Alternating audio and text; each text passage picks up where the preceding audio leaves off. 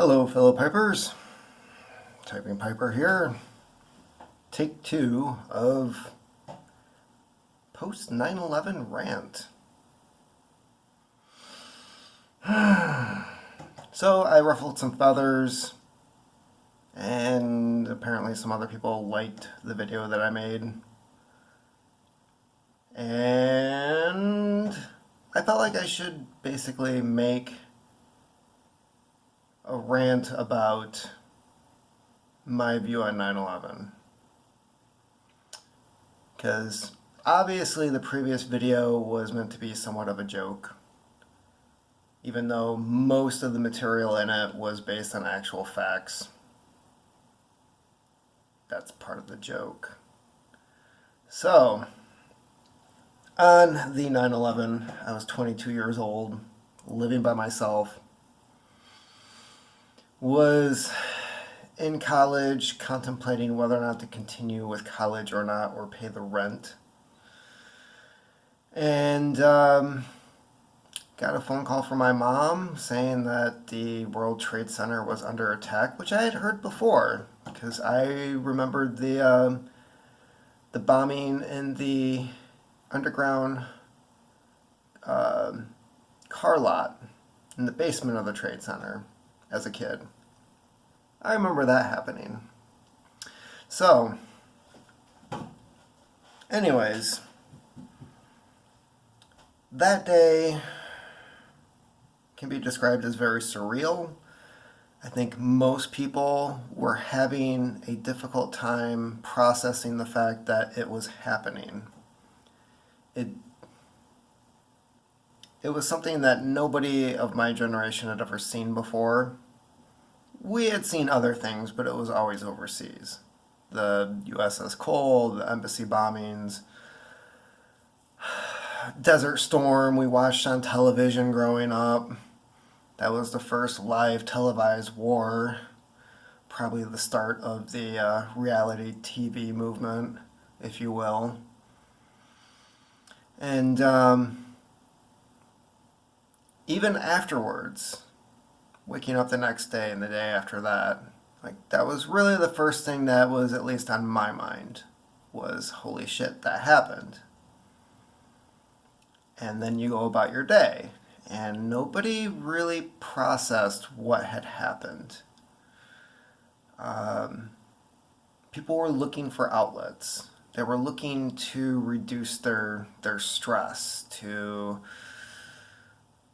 relieve themselves of the panic and worry that they were feeling. Norah Jones became a #1 bestseller, the first jazz album to become #1 or even in the top 10 on the Billboard charts in decades. All of a sudden, Norah Jones is a pop star.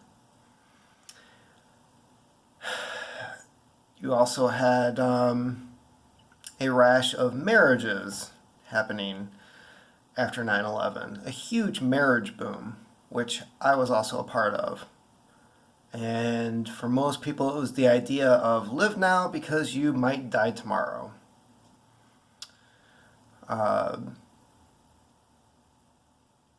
The president had come out and said, if you're an American, if you're a patriot, go out and shop. That really happened. That was part of our response to 9/11 was the economy is tanking.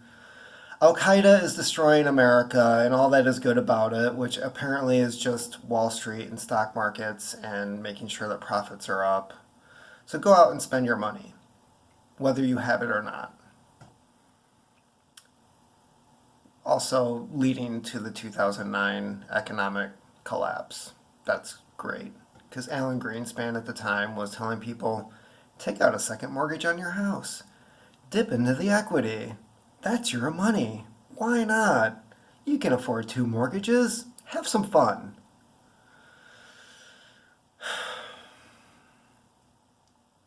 So most people at the time were distraught, stressed out, feeling like it was the end of the world, that World War III was about to start.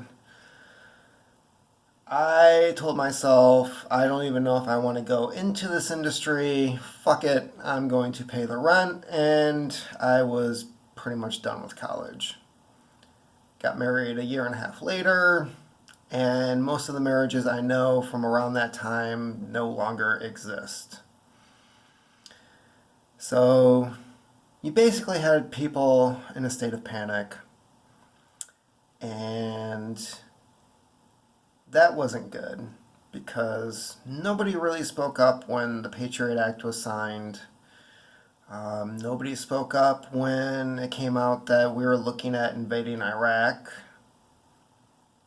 Most of the hijackers, if none of the hijackers were from Iraq. But we were sold a story that Saddam was, I'm going to use Bush's words, like Al Qaeda. Saddam, like Al Qaeda. So we invaded a country and killed over 1 million people in response to 3,000 Americans dying. Not exactly the moral high ground, not exactly the appropriate response to a devastating event. So 3,000 Americans died on 9/11,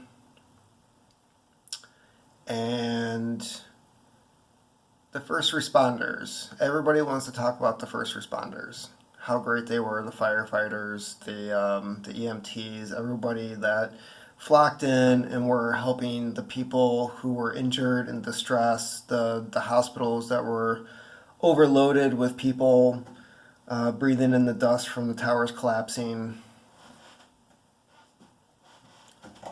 And none of the first responders had any health care afterwards. Many of them are already dead due to cancers related to breathing in the dust from the towers collapsing.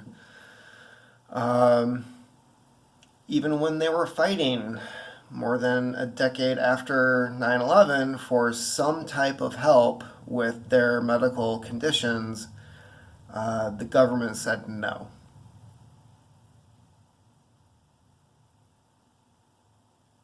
And that is how we respect 9/11.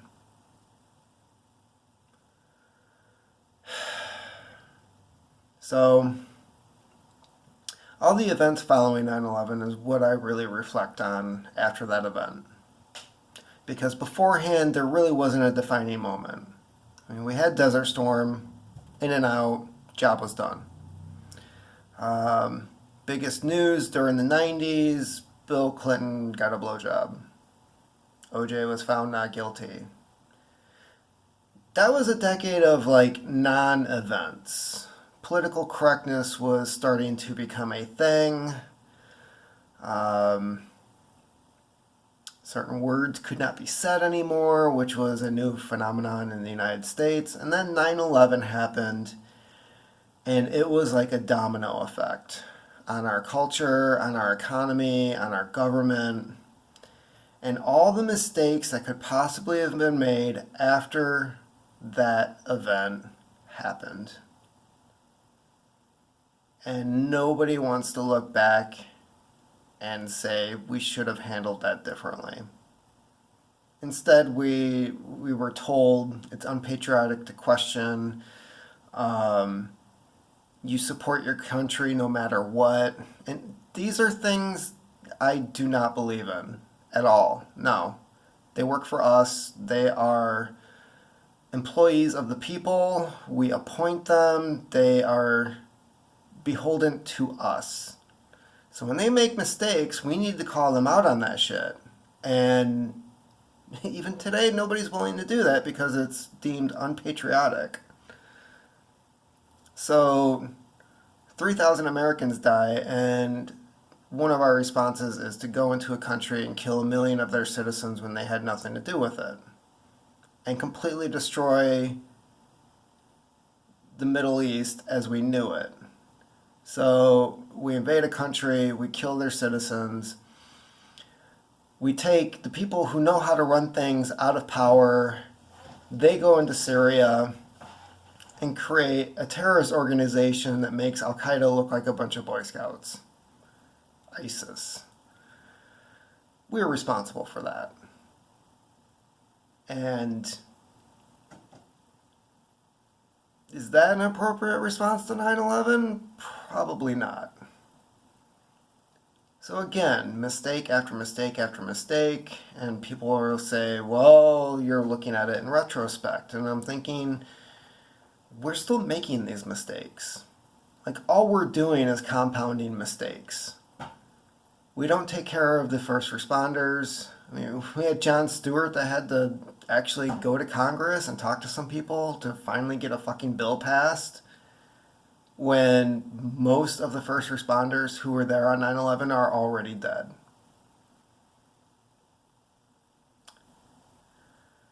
So, while we are told that we are supposed to have unwavering respect and faith and patriotic duty to remember that day, there's this very callous response from the same people telling us this. Like, it's your responsibility to remember 9/11 in a very positive light.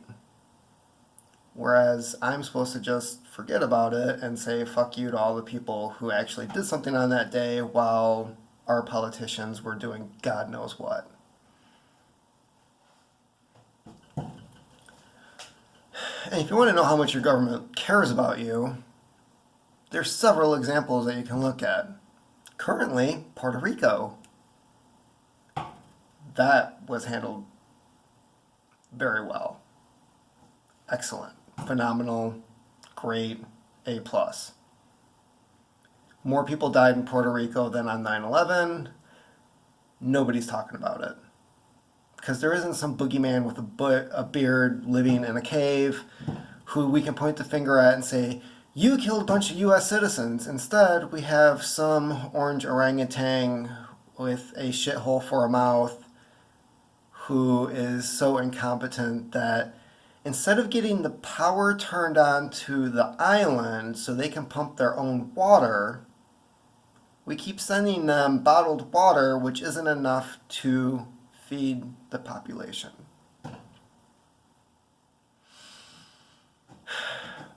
And then you can also look at Katrina.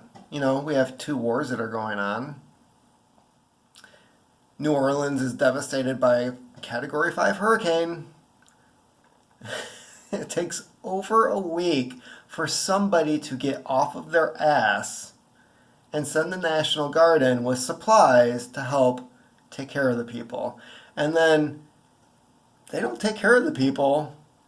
They pack them up, they divide families, and they ship them off to other parts of the country not knowing where the hell the other members of their family went. Make it somebody else's priority, is what happened with Katrina. And then, of course, 9/11 led to the 2009 economic collapse because all of the FBI white-collar crimes investigators were taken off of their known profession and put on anti-terrorism, which they didn't know shit about. So nobody was watching Wall Street, the banks, the mortgage lenders, nobody. So it's basically saying, hey, burglar, not only do you have the combination to the safe, we left the door open for you, the alarm system's off, have fun. And the government's response, well, can't really do anything about people getting kicked out of their houses for an illegal mortgage scam.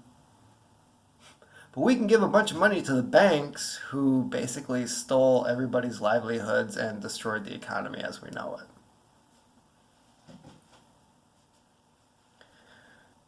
There's several things I learned after 9/11, and it was just reinforced over the years. And that is, the government does not give a shit about you. The rights in the Constitution they don't believe in. Corporations are more important than individuals. If they get something into their head, they'll create a reason to do it. And Oh, by the way, don't tell the truth because if you do, you're an enemy of the state, which we've seen time and time again. Chelsea Manning, Edward Snowden, people who, by federal law, are supposed to be protected as whistleblowers. No, you are now an enemy of the state, and you will be prosecuted and hunted down and thrown in prison for the rest of your life because people don't need to know the truth, they need to know what we tell them.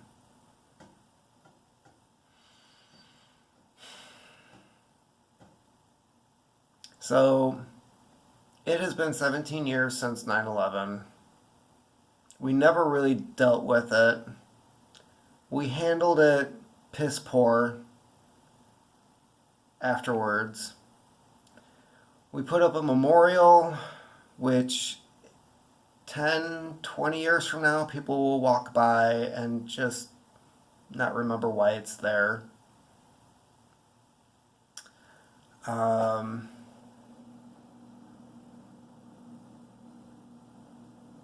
Yeah, we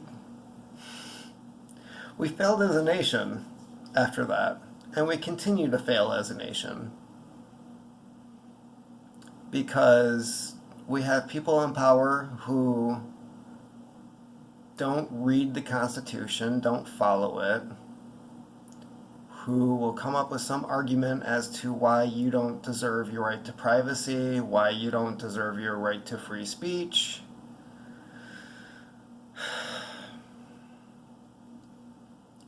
Now there's a war on the freedom of the press. And we are in a state where we have such bipartisan bickering that absolutely nothing gets done. And this is the world that my daughter is growing up in. And at some point, she's going to go to school, she's going to open a history book, and she's going to read about 9/11. And she's going to say, Daddy, can you tell me what happened that day? And I'll have to recall that day as clearly as I can and explain it to her and what happened afterwards. And then there's going to be more questions like, why did we go into Iraq?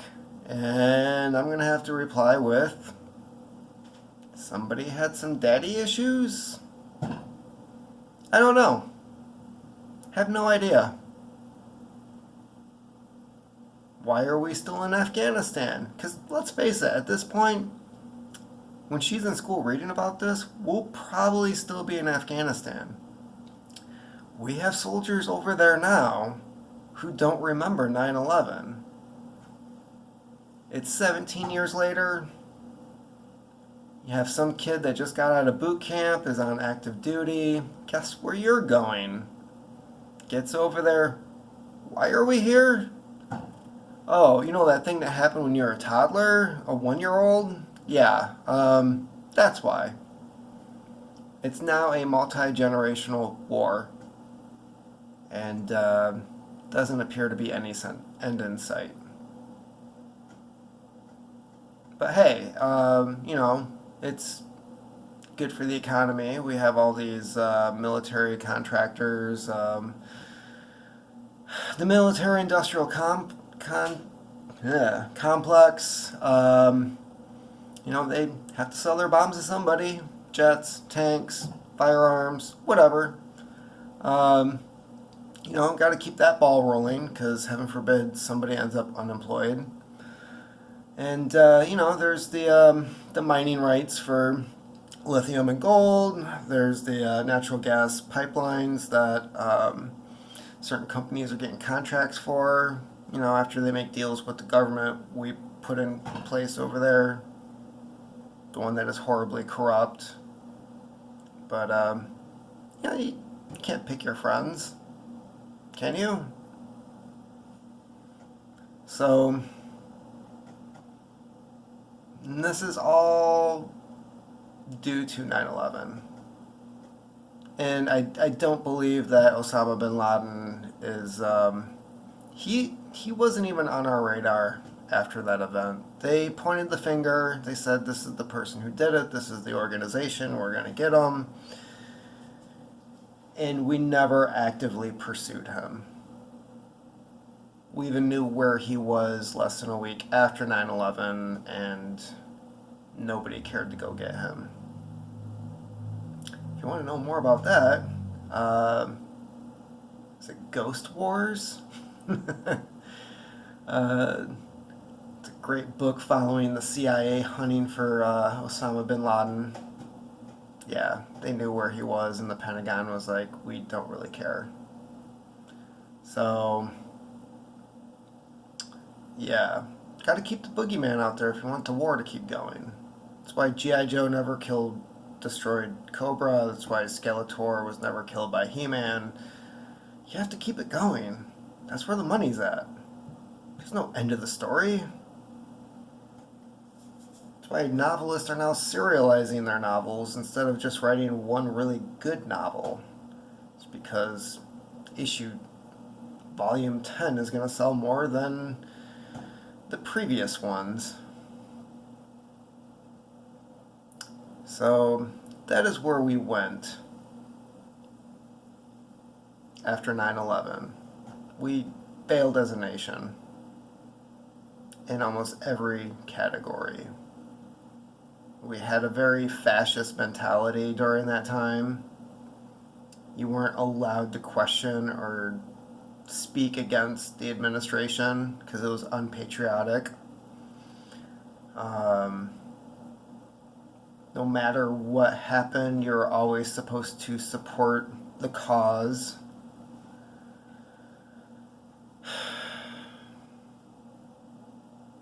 And we became a worse nation after 9/11 than learning from the event. And let's face it, it was our policies before 9/11 that led up to it. Like, again, more incompetence. We had bin Laden still on the CIA payroll. He still had several bank accounts with billions of dollars in it, left over from fighting the Russians in Afghanistan. He committed 2 terrorist attacks against us, the dual embassy bombings and the USS Cole. We didn't take that money away until after 9/11. So sometimes I wonder who's running the country. And then there's times where I wonder if anybody is running the country.